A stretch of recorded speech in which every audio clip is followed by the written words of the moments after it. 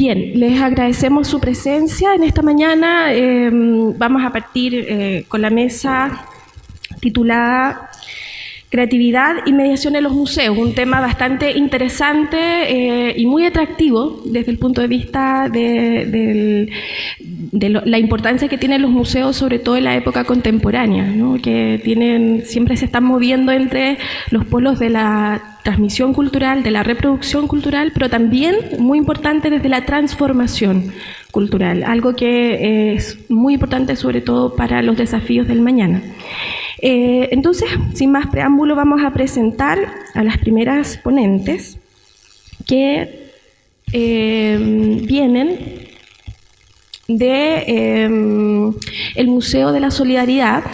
Ustedes en sus programas tienen otra ponencia que es la de Daniela Yeselaga, que ella desafortunadamente no va a poder estar con nosotros porque sufrió un problema de salud, así es que nos pidió muchas disculpas, pero hay un tema que es prioritario, así es que no va a estar desafortunadamente presentando ese tema, que es también se ve muy interesante, ver sin mirar, abriendo museos a personas con discapacidad visual.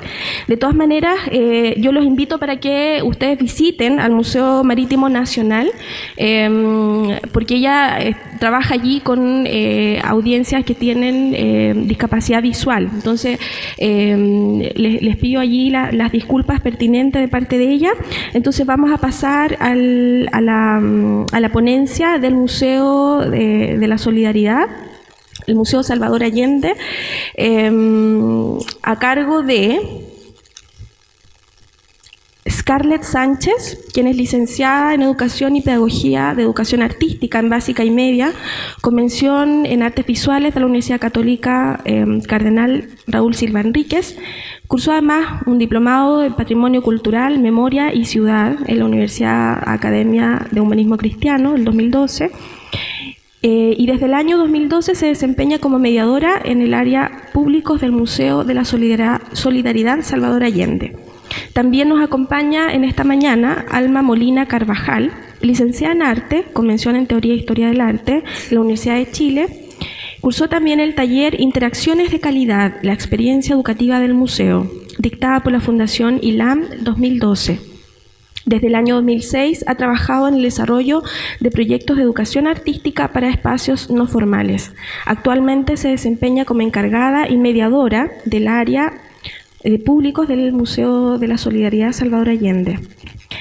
Catalina Fernández Veloso también nos acompaña en esta mañana, licenciada en Artes Visuales, mención Artes Visuales, título profesional de escultora, la Universidad de Chile, título de profesora en Ciencia Media con mención en Artes Visuales y grado de licenciada en Educación de la Universidad de Chile. Desde el año 2009 ha trabajado en proyectos de educación artística, tanto para aula como espacios de educación no formal. Actualmente se desempeña como mediadora en el área de públicos del Museo de la Solidaridad Salvador Allende. Entonces, la temática que nos presentan ahora es actividades en el Museo de la Solidaridad Salvador Allende, vivenciar e interpretar nuestro patrimonio. Los dejo entonces con Alma Molina. Buenos días. Como dijo Jocelyn, esta ponencia es en torno a estas actividades que hemos desarrollado muy recientemente y el objetivo es mostrar las metodologías de mediación que hemos ido desarrollando, cuya base está en la experiencia, en la reflexión crítica y en el diálogo. Y además hechas, especialmente para el contexto específico del Museo de la Solidaridad Salvador Allende. Esto es un proceso reciente que voy a partir resumiendo. Ya tenemos poquito tiempo, así que lo voy a hacer aún más corto. Primero, presentarles brevemente el Museo de la Solidaridad Salvador Allende, que es muy poco conocido, a pesar de tener una de las colecciones de arte moderno y contemporáneo más importantes de Latinoamérica y sin duda de Chile. Tiene una historia muy compleja y entrecortada y eso hace en buena parte también que sea poco conocido. Hay un súper resumen de esta historia, pero bueno, nosotros aparecemos al final de este periodo, ya el periodo 2006, cuando el museo se cambia a la casona de Avenida República 475, donde lo pueden visitar. Y empieza un proceso nuevo que tiene más que ver con empezar precisamente a difundir el patrimonio de esta maravillosa colección. Nosotros, como área público, se establece por primera vez en el año 2012. Anterior a eso existían propuestas educativas, sin embargo no de forma sistemática. Eran proyectos puntuales, incluso muchas veces hechos por entidades externas al museo y que no tenían una permanencia en el tiempo. A partir, digamos, de esta creación de esta área ya se pretende, ¿no es cierto?, armar algo a largo plazo dentro de un proyecto institucional. Cuando partimos el año 2012, el área público tenía como objetivo la creación, ¿no es cierto?, de audiencias, que es como un objetivo bastante general y transversal a la mayoría, diría yo, de las áreas educativas o áreas de público en los museos de Chile. Y, ¿no es cierto?, también partimos con una pequeña diferenciación entre lo que era mediación y educación, que era bastante simbólico porque en la práctica éramos 2 personas trabajando, entonces uno era mediación, otro era educación, y nos llamábamos encargados además, encargados de nosotros mismos. Y bueno, y trabajamos también con un equipo de voluntarios, de guías voluntarios, ya que eso tuvo cosas muy buenas y también algunas cosas que nos llevaron también a transformar un poco el orden, digamos, y la estructura del área público. Durante ese periodo fue bastante especial, partimos con la estructura tradicional, por lo menos en el área de educación. Me refiero a la estructura tradicional en cuanto a metodologías para trabajar con grupos fundamentalmente escolares. ¿Ya? Esa era un poco la separación entre mediación y educación. Uno trabajaba con escolares y universitarios, el otro trabajaba con todo el resto, que era también así como todo el resto. No sabíamos muy bien exactamente quiénes eran todo ese resto. Entonces, en educación trabajamos con la metodología de visita guiada más taller práctico, ¿no es cierto?, que es como lo que tiene la mayoría de los museos. Sin embargo, vivimos procesos evaluativos que fueron muy importantes a lo largo de todo el año 2012, que nos ayudó a detectar problemas generales, problemas específicos que tenían que ver también con el museo y que fueron bastante críticos. Fue un proceso en realidad de reflexión crítica del propio equipo, incluyendo nosotros a nuestros guías voluntarios, que aportaron bastante porque ellos tenían visiones distintas. La mayoría de ellos era la primera vez que trabajaban en un espacio museal, eran artistas, profesores, pero era su primera experiencia en el museo y eso lo bueno, digamos, que tenía era que tenían un pensamiento, por decirlo así, no institucionalizado. Uno que ya venía como años trabajando como guía en otros museos, como que viene como con el molde. Entonces ellos nos ayudó un poco a salir de eso y a detectar de manera más asertiva algunos objetivos nuevos que nos queríamos ir planteando y metodologías también para poder abordarlos. Acá tenemos un listado de, digamos, como el resumen en el fondo de estas distintas problemáticas que fuimos detectando durante el 2012 y que a raíz de ello dio pie para reestructurar el área público en sí, en conjunto con sus objetivos y sus metodologías. Bueno, los problemas, digamos, de manera sintética, tienen que ver, el primero, con crear actividades centradas en el currículum nacional, ¿ya? Esto puede ser un poco polémico porque, de hecho, nosotros nos fuimos dando cuenta que tratar de vincular los contenidos propios del museo, que son bastante especiales, con el currículum nacional, sobre todo con el tema de artes visuales e historia, era muy forzoso.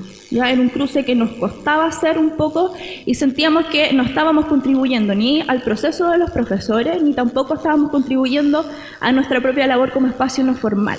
No ganábamos, en el fondo, tratando de ajustar todas nuestras actividades al currículum. Junto con eso, ¿no es cierto?, había un tema como del mismo equipo y con los profesores que íbamos conversando, en que hay mucha crítica en torno al currículum, sobre todo de artes visuales, de los mismos profesores. Entonces era como, ¿para qué vamos a seguir haciendo algo en que nadie está de acuerdo? ¿Ya? Luego, la otra problemática está muy relacionada con el tema del currículum, ya que tiene que ver con la segmentación, ¿no es cierto? Ahí tenemos que conocer mejor a nuestros públicos.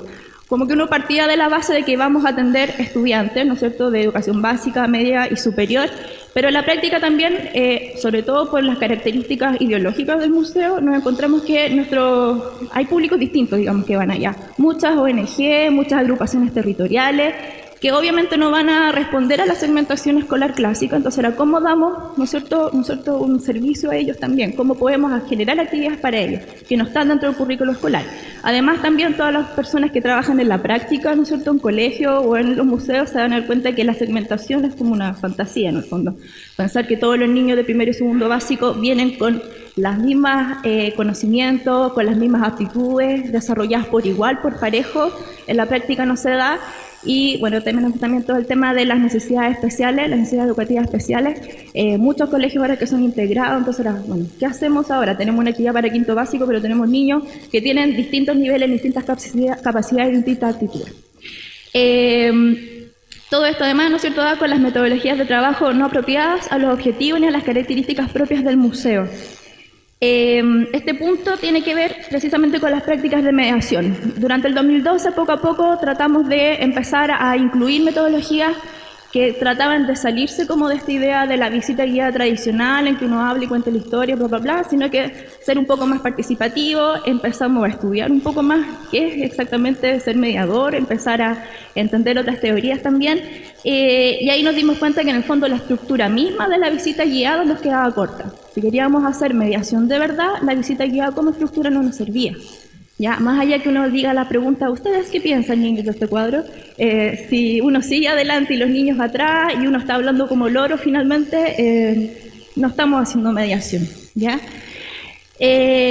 Los otros son temas, son problemáticas que todavía tenemos y que son persistentes y que hemos ido de a poquito tratando de adaptarlos. Uno es el tiempo, ¿no es cierto? Normalmente los colegios, los cursos tienen un tiempo bastante limitado para visitar los museos, 45 minutos, 60 minutos, y con suerte pueden salir una vez al año, entonces tienen que visitar el museo específico, es como bien complejo eso.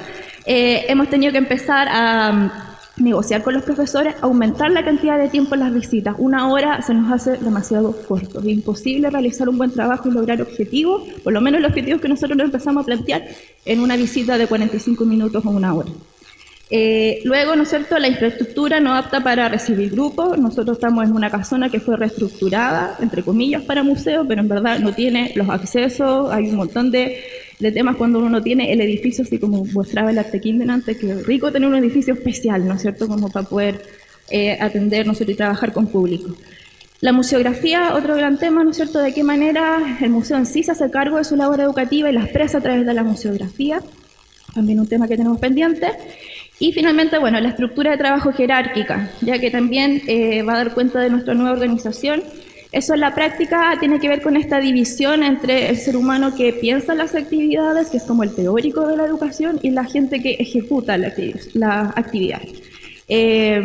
Muchas veces hay muy buenas personas, muy buenas cabezas pensando, pero si el equipo completo no está integrado al proceso de creación de las actividades y de los objetivos, fundamentalmente, finalmente la persona que ejecuta, interpreta, hace lo que cree más conveniente y no realmente refleja, ¿no es cierto?, los objetivos que se plantea como área.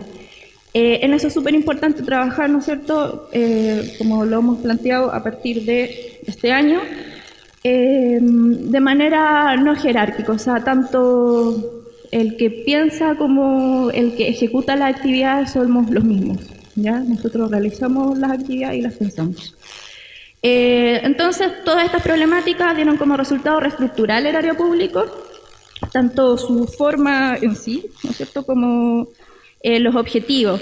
En general, ¿no es cierto?, el área público ya no tiene más el objetivo de esto de crear audiencias, de traer gente, sino que nos basamos en la idea de entender, bueno, rescatando la visión fundacional del Museo de la Solidaridad Salvador Allende, que es del año 71, que es bastante avanzada, tiene un poco que ver con la Mesa Santiago también, ¿ya? Después al final si alcanzamos a hablar un poquito de eso. Pero la idea es entender, ¿no es cierto?, el museo como un espacio de construcción de significado y los públicos como agentes constructores de ese significado. Y nosotros el área público está como este ente entre medio, entre este museo y sus públicos. En ese sentido, para trabajar en la práctica armamos 3 nodos. Ya estos no son jerárquicos, sino que están, ¿no es cierto?, como nodos interconectados. En la práctica, ¿no es cierto?, por un tema de recursos humanos, hemos podido y hemos decidido poner más énfasis en uno de los nodos, que es el nodo de investigación. El nodo de investigación está encargado, ¿no es cierto?, de la creación y desarrollo de didáctica y estrategias de mediación, y es el alimentador de metodologías y contenidos para los otros nodos. ¿Ya? Por eso, digamos, un poco el trabajo que hemos desarrollado hasta el momento tiene que ver con centrarnos en poder sistematizar nuestras prácticas, ¿ya? Nuestras metodologías. El nodo de activación y acceso tiene que ver con sobre todo con los visitantes no organizados. ¿Qué hacemos con ellos? ¿Cómo trabajamos de ellos también de una manera crítica, ideológica y experiencial? Y finalmente el nodo de acción cultural, que es el que está como más pendiente, porque de verdad no tenemos tiempo para hacerlo, busca generar, ¿no sé?, relaciones con su espacio local. Está dentro de nuestros desafíos, en el fondo, poder implementarlo mejor. Ahora les voy a dar paso a Scarlett, que nos va a explicar más de qué se tratan estas metodologías. Hola a todos, muy buenos días. Como bien dice Alma, yo les voy a comentar un poco de cómo fuimos trabajando esta metodología, ¿ya? En el año 2013, en marzo específicamente, el área de mediación, o sea, el equipo de mediación ya se encontraba constituido por profesionales, tanto de las artes visuales como de la educación. Este equipo comenzó y se encargó precisamente de comenzar a trabajar y estudiar la metodología y diseñar actividades cuyas actividades se tenía muy presente el poder salir del paradigma en que se entiende el museo como la extensión de la sala de clase. De esta forma tratábamos de propiciar la mediación en base al diálogo, a la experimentación, sobre todo al proceso y a la reflexión. Generalmente partimos desde lo individual hacia una reflexión colectiva. Las actividades se diseñan bajo los objetivos del área de público, tomando en cuenta los ejes temáticos que se propone, que son tratar los temas de la colección del museo, las problemáticas del arte contemporáneo y los temas de patrimonio y memoria. Con bases en esta experiencia de trabajo, de estudiar estas metodologías y trabajar en las actividades, es que logramos desarrollar actividades para grupos organizados, las cuales se encuentran acá mencionadas, que son los recorridos conversados, las actividades de exploración y los talleres de experimentación. ¿Ya? Los recorridos conversados son ejercicios estructurados en base a preguntas y desafíos que propician la reflexión personal y el diálogo colectivo. Son para personas mayores de 14 años, las cuales se abordan a través del modelo contextual de aprendizaje, el programa Abriendo Puertas al Arte y las didácticas de los sociogramas utilizadas por el proyecto Transductor. Este recorrido conversado tiene una metodología la cual se trabaja vía momentos. El primer momento es la introducción, cuyo objetivo de esta parte es recibir y dar la bienvenida a los participantes, entregar la información básica para contextualizar el museo y la actividad.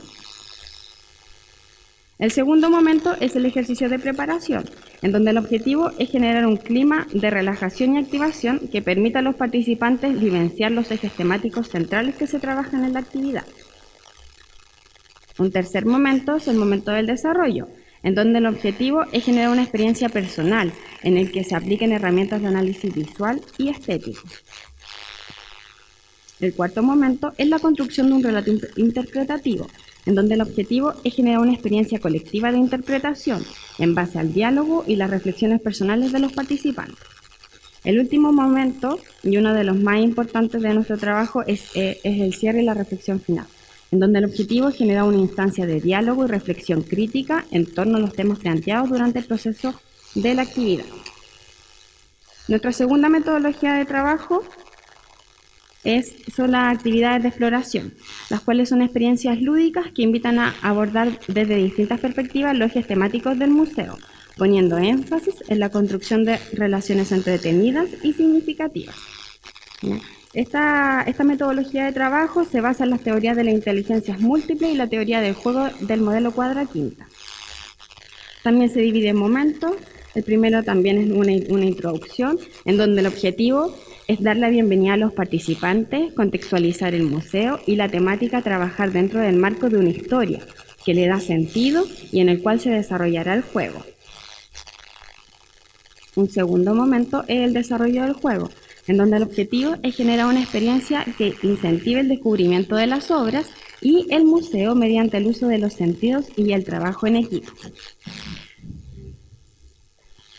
El último momento de esta actividad es también de reflexión y cierre, en donde el objetivo es cerrar el juego y significar las experiencias vividas durante el desarrollo de esta actividad.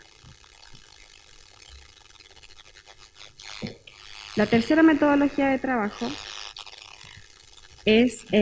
son los talleres de experimentación, ¿ya?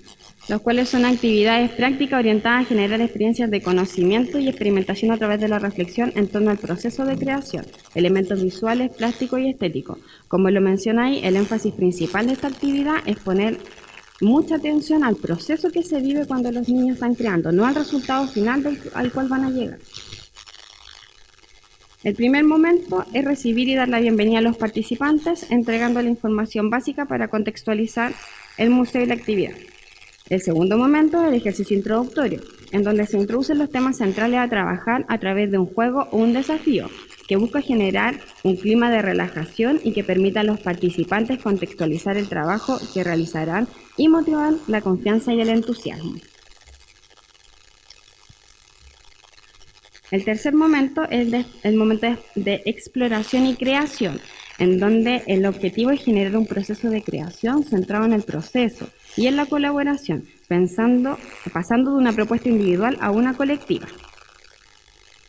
Y el último momento, también de reflexión y cierre, tiene como objetivo reflexionar en torno a la experiencia de la creación individual y colectiva en torno a los temas y contenidos presentes en los trabajos.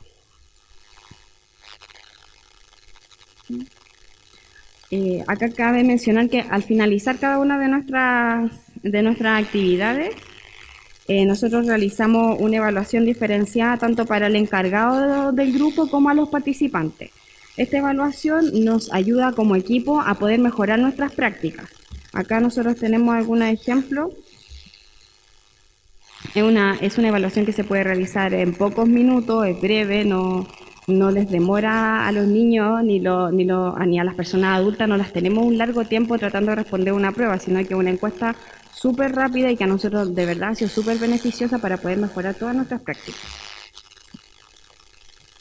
Ahí hay algunas respuestas, si las alcanzan a leer. Y en honor al tiempo nos vamos a centrar en las conclusiones. La evaluación... Perdona, estamos en el tiempo, sí, ya casi que no tenemos tiempo. Y además necesitamos tener tiempo para las preguntas, entonces, sí, súper brevemente, por favor. Breve. Gracias. Bueno, la evaluación de todas nuestras actividades nos ha arrojado sorprendentes resultados. Todos los visitantes que van a nuestro museo generalmente vuelven, lo que tiene relación a una valoración de la experiencia por parte de estos participantes. Ya tenemos un público fidelizado, tanto en colegios como en organizaciones que nos han visitado más de una vez este año. Es necesaria la unión de voluntades de los equipos de trabajo de los espacios no formales en torno a un objetivo común respecto al rol educativo de esto. Esto es un tema súper importante y que a nosotros nos favorece harto que todo nuestro equipo nos apoya para poder desarrollar todas estas nuevas iniciativas. Y necesariamente no se requieren grandes recursos económicos, sino más bien la motivación por realizar un trabajo real de mediación. Nosotros acá podemos mostrarles con lo que trabajamos con los niños y con las personas que nos visitan. Nosotros les decimos que es nuestra tecnología, que son unas tablets, que es un trozo de madera, lo cual nosotros le integramos las preguntas del modelo Abriendo Puertas, que las trabajamos en torno a nuestras exposiciones, y en la parte posterior tienen los papeles y un lápiz en los cuales ellos nos ayudan a responder e interpretar la obra desde su punto de vista. Vamos a tener que dejar nuestra presentación hasta acá. Gracias.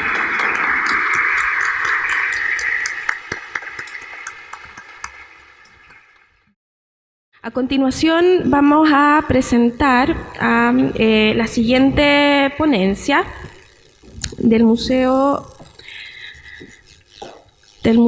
Histórico Nacional.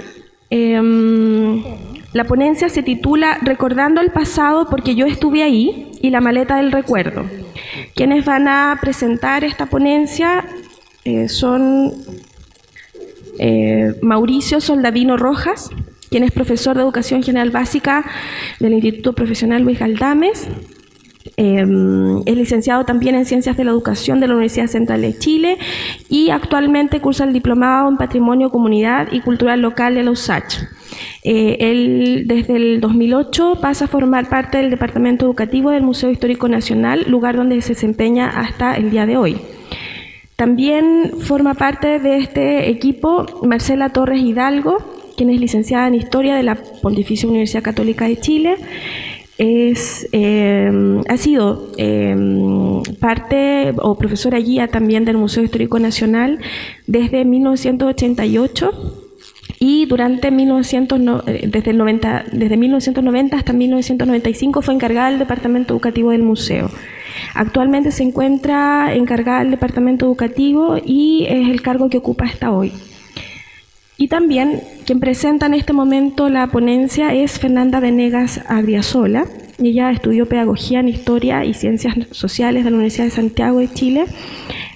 Ha estado trabajando como profesora durante 2 años en colegios, en liceos municipales, y actualmente trabaja en la Agrupación de Educación Patrimonial, organización voluntaria que creó junto a amigos profesores de historia, realizando diversas iniciativas.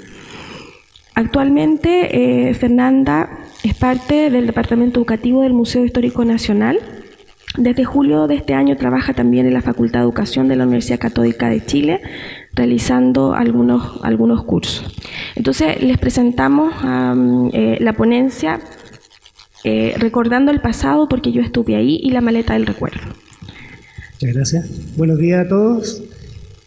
El Museo Histórico Nacional es uno de los 3 museos nacionales y especialista en historia de Chile.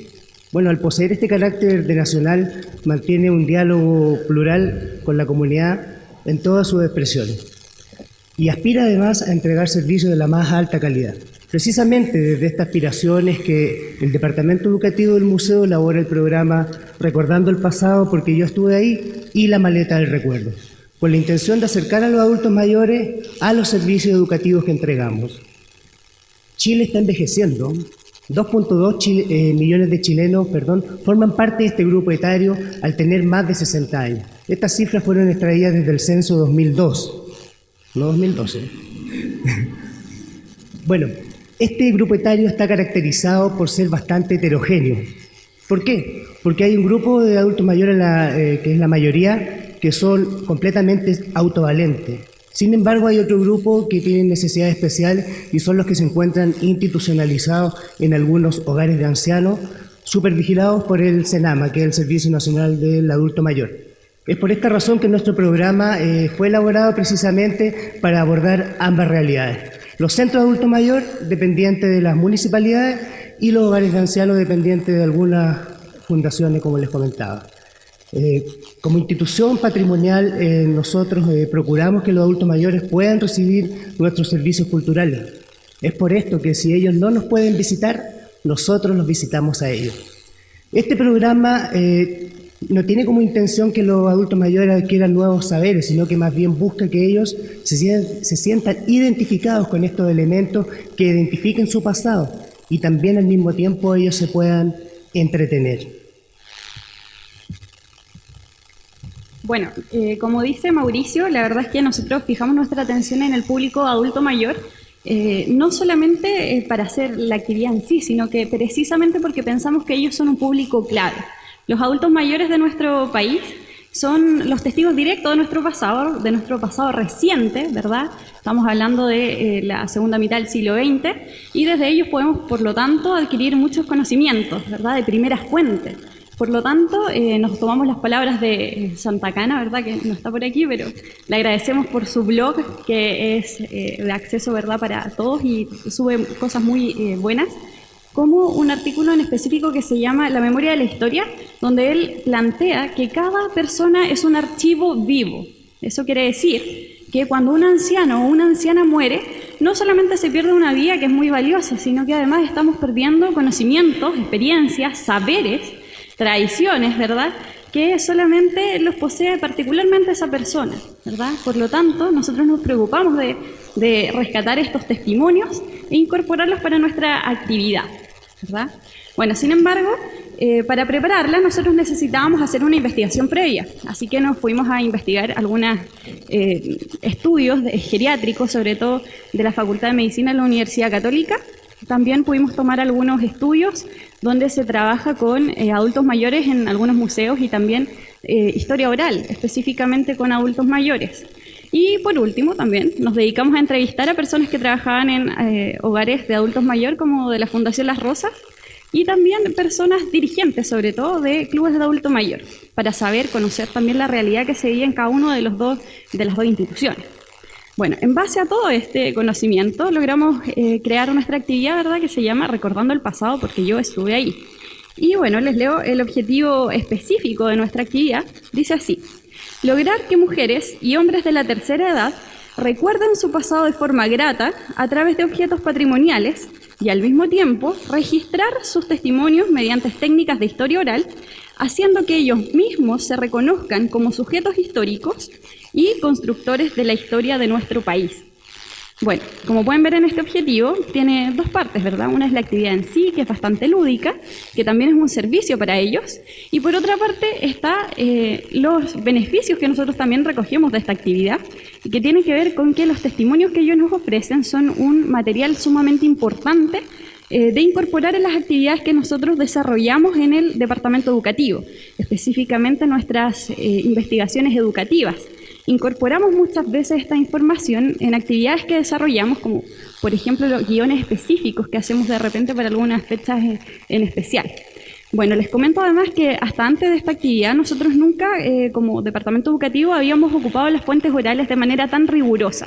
La verdad es que para nuestras investigaciones ocupamos, obviamente, nuestra biblioteca especializada, consultamos también a los encargados de colección. Sin embargo, a partir de esta actividad nosotros hemos podido incorporar de una forma ya más seria el testimonio de los adultos mayores al quehacer del museo.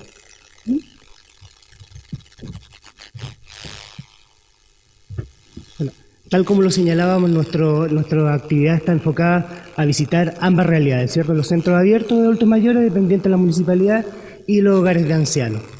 En total son 5 salidas, les voy a nombrar los centros de adulto mayor y los hogares de ancianos que hemos visitado. De los hogares de ancianos les puedo nombrar el siguiente: María Madre de Dios de la Comuna del Bosque.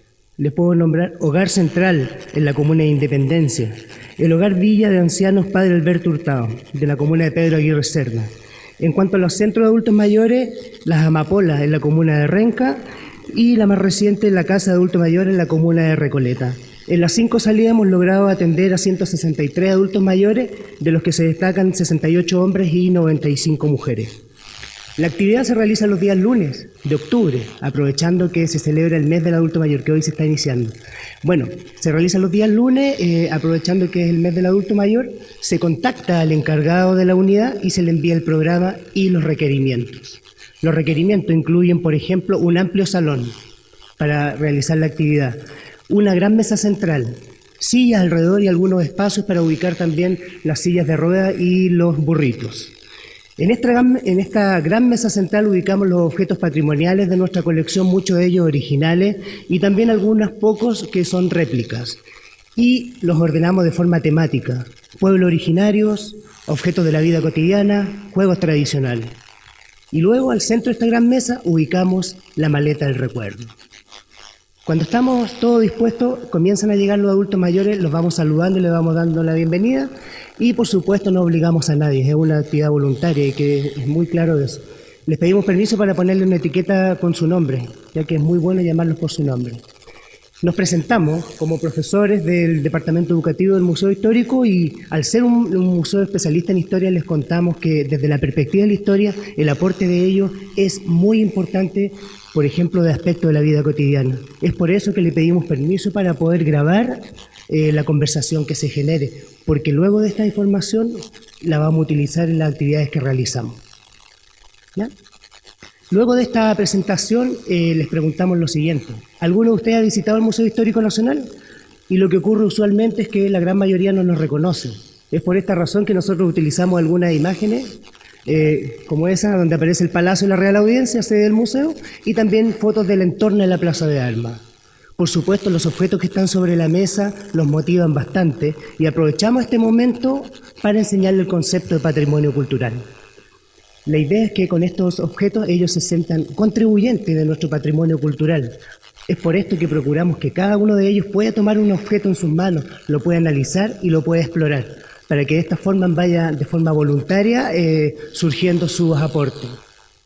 Luego de este primer ejercicio de interpretación inicial, nos abocamos ahora a la maleta del recuerdo.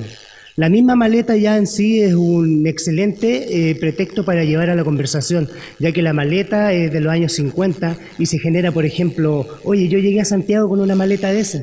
Cuando yo viajaba en tren a Cartagena, utilizaba una de esas maletas.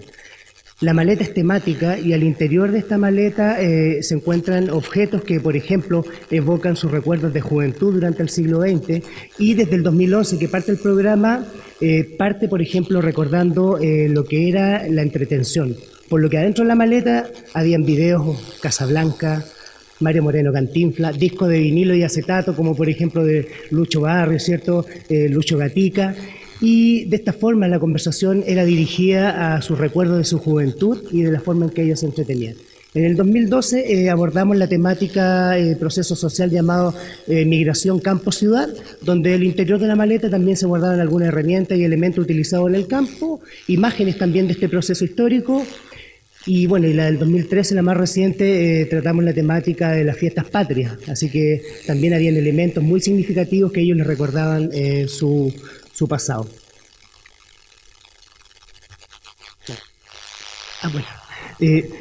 Luego de esto, por supuesto, vamos generando esta conversación y la vamos a analizar. De este análisis nosotros traemos información muy importante para las actividades que realizamos luego en los recorridos especiales, como señalaba Fernanda, y en las actividades del Departamento Educativo.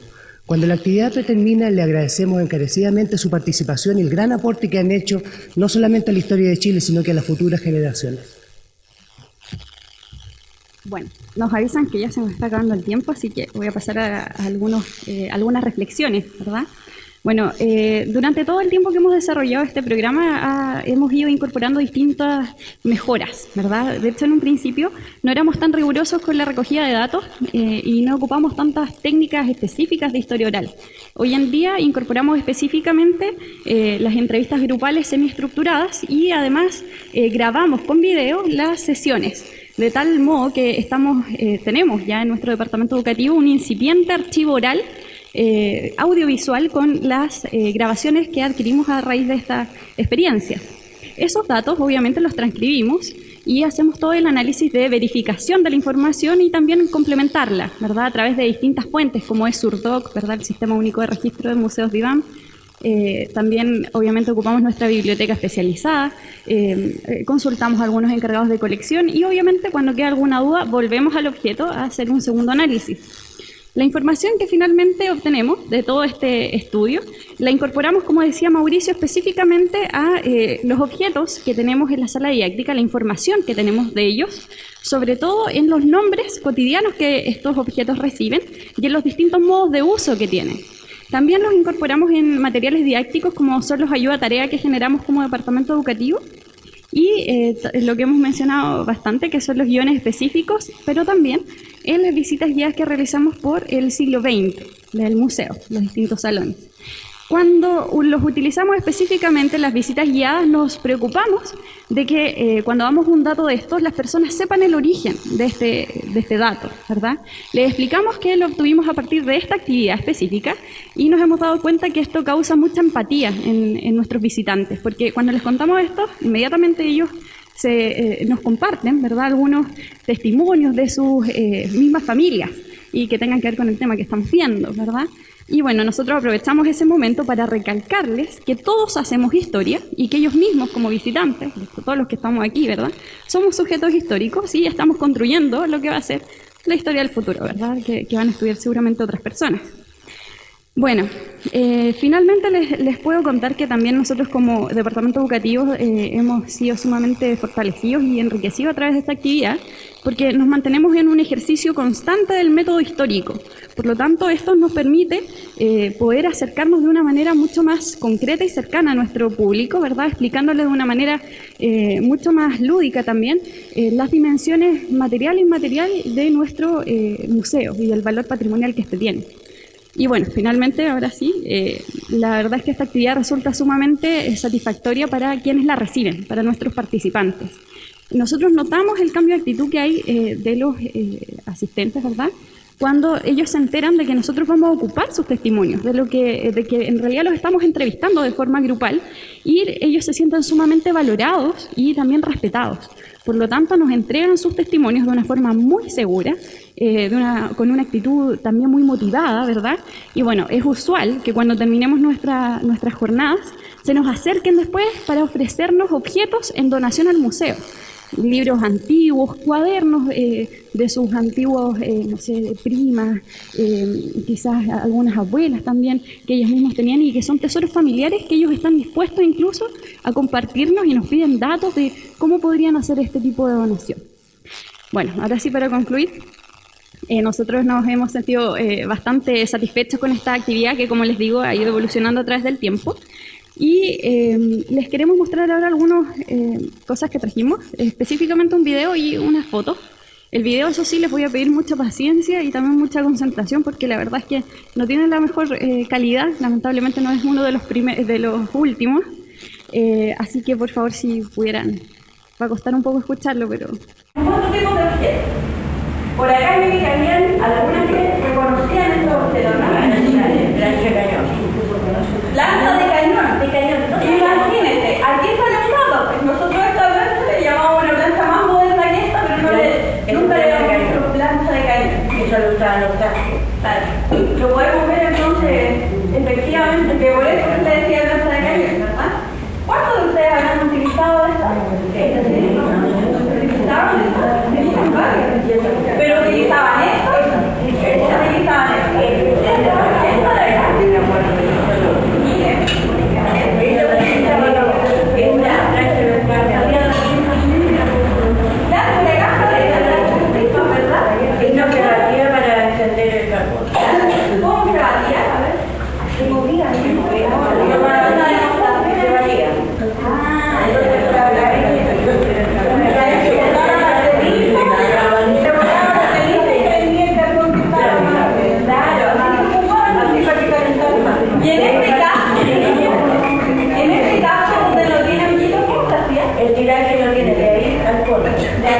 también se movía y la verdad era bien. Y esta cosita que tiene ahí se movía para ver la veo por acá, pero no está, y tenía una cosita que se movía. Igual que la chimenea se abría o se cerraba. ¿Ustedes también conocían esta, no? Sí, como niñita.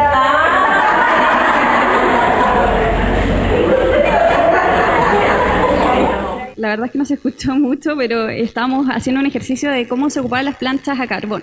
Teníamos dos tipos de planchas a carbón y a raíz de este ejercicio nos enteramos que una de las que tiene como una abertura más grande, ¿verdad?, se llamaba plancha de cañón y la ocupaban los sastres, sobre todo, era más profesional. Ellos nos pudieron decir además cómo la utilizaban y de qué forma, ¿ya? Bueno, ahora Mauricio les va a mostrar unas fotos y con esto ya terminamos. Sí, por favor. Como se puede observar en la imagen, no tenemos vehículo institucional y en taxi nos desplazamos hacia el lugar. ¿Ya? Como ustedes pueden ver, el entusiasmo llega hasta el letrero, ¿cierto? Preparándonos antes de partir con la actividad. La maleta recordando el pasado porque yo estuve ahí, algunos elementos que tiene. Ese es un hogar de ancianos, ¿cierto? Ahí están los famosos burritos, ¿cierto?, que los adultos mayores utilizan para desplazarse. La señora Marcela también participando en la actividad. Los tres participamos en la actividad y los tres elaboramos el programa. Ahí en un lugar central la maleta del recuerdo, ¿no es verdad?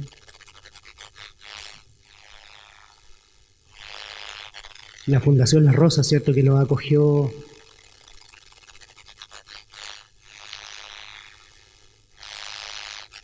Bueno, muchas veces ocurre que los objetos a ellos se motivan y comienzan a caracterizarse con algunos objetos, se van poniendo sombreros, gente del pueblo mapuche que se identifica con el pueblo mapuche, se van poniendo los objetos que hay al interior de la maleta, así que en ese sentido también se ponen a jugar con el run run, así que se entretienen muchísimo. Las fotografías también son muy buenas, llevamos fotografías en alta fidelidad porque tenemos un archivo fotográfico muy especial en el Museo Histórico. Carteras también, ¿cierto? La señora tenía pasado de los pueblos originarios y que se sintió muy identificada con la Trapelacucha, no con el Trarilonco, perdón. Por eso la identidad.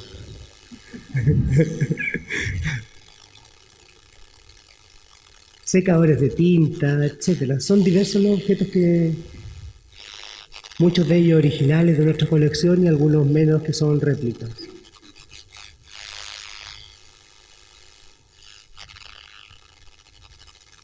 La señora había estado cuando don Pedro Aguirre Cerda asumió como presidente de la República.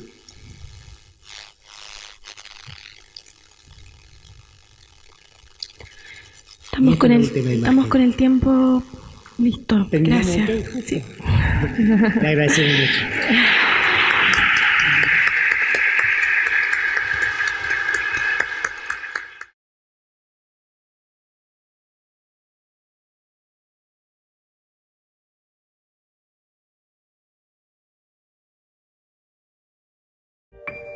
Thank you.